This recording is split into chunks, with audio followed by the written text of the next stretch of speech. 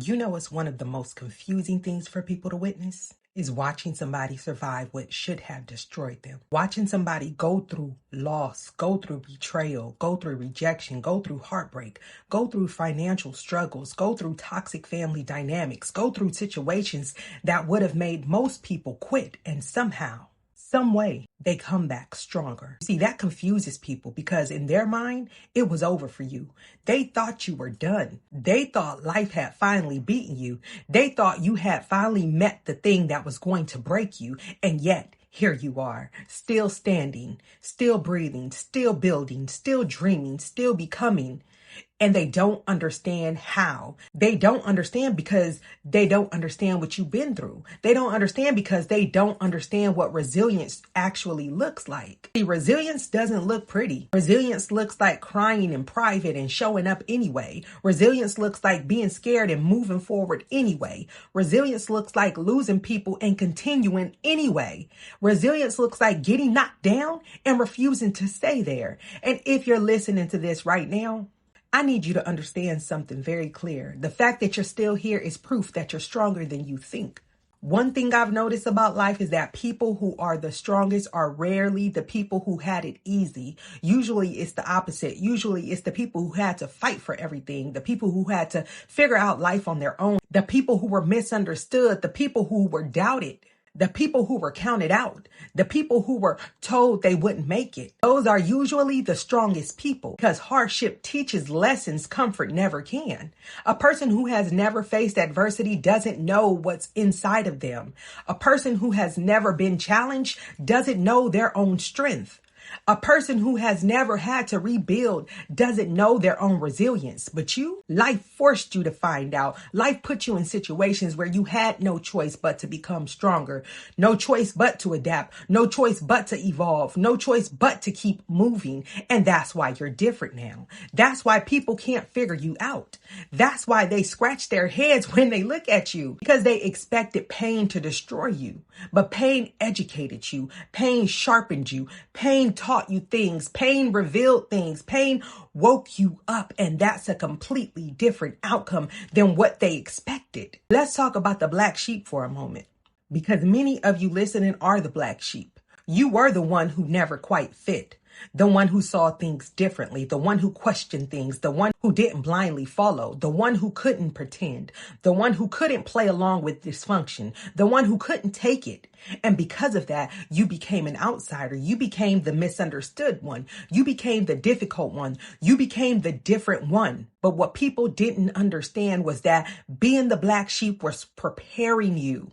It was teaching you how to stand alone. It was teaching you how to trust yourself. It was teaching you how to think independently. It was teaching you how to survive without constant approval. And that's powerful because most people never develop that. Most people spend their entire lives seeking approval, seeking validation, seeking permission, seeking acceptance. But the black sheep learns something different.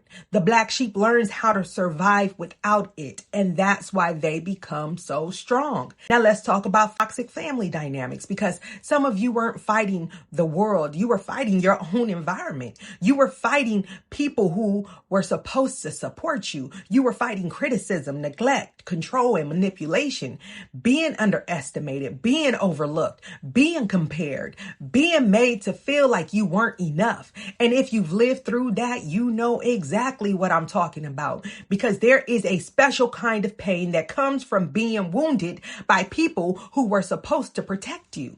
But here's the thing. A lot of people never recover from that. A lot of people stay stuck there. A lot of people become bitter. A lot of people become angry. A lot of people allow it to define them forever, but not you. You decided to heal. You decided to grow. You decided to become something greater than what happened to you. And that's what makes your story powerful. Not what happened, what you did after it happened. That's the difference. Anybody can suffer. Not everybody can transform suffering into wisdom, though. Anybody can get hurt. Not everybody can heal. Anybody can be knocked down. Not everybody gets back up. That's why resilient people are so powerful. That's why resilient people confuse others, because most people expect pain to create weakness, but resilient people use pain as fuel. Every setback becomes fuel.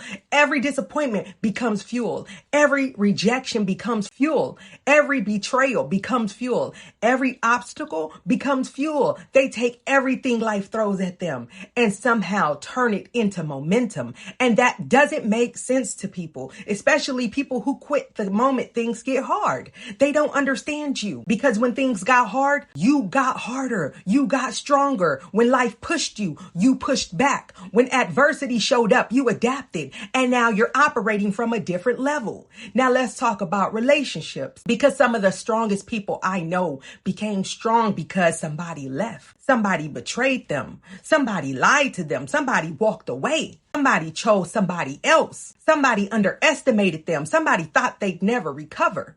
And for a while, maybe it hurt. Maybe it crushed you. Maybe it broke your heart. Maybe it shattered your confidence.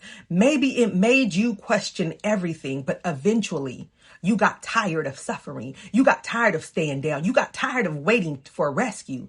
And that's when everything changed. That's when you started rebuilding. That's when you started healing. That's when you started discovering yourself. That's when you started becoming. And now you're stronger because of it. Not despite it, because of it. People don't realize that some of your greatest strengths were born from your darkest seasons. Your wisdom came from pain. Your discernment came from betrayal. Your confidence came from surviving. Your strength came from adversity. Your resilience came from refusing to quit.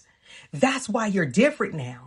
That's why people can't figure you out, because they only see the finished product. They don't see the battles. They don't see the nights you cried. They don't see the moments you almost gave up. They don't see the rebuilding process. They don't see the healing process. They don't see the work. They just see the result. And the result doesn't make sense to them, because they expected destruction, and what they got was transformation. If you're in the middle of the fire right now, listen carefully. The fire is not proof that you're losing. The fire is not proof that your life is over. The fire is not proof that you're broken. The fire may be proof that you're becoming, because every version of you that exists today was built by surviving something yesterday. Every level of wisdom came from experience. Every level of strength came from resistance. Every level of resilience came from adversity. So don't quit. Don't count yourself out. Don't let temporary pain convince you that the story is over, because the strongest people you've ever met, most resilient people you've ever met, the most inspiring people you've ever met were usually people who went through hell and somehow came back stronger. And if you've done it before, you'll do it again. You are not finished. You are being refined. You are becoming. And one day, the very thing that tried to break you will become the reason you inspire somebody else to keep going.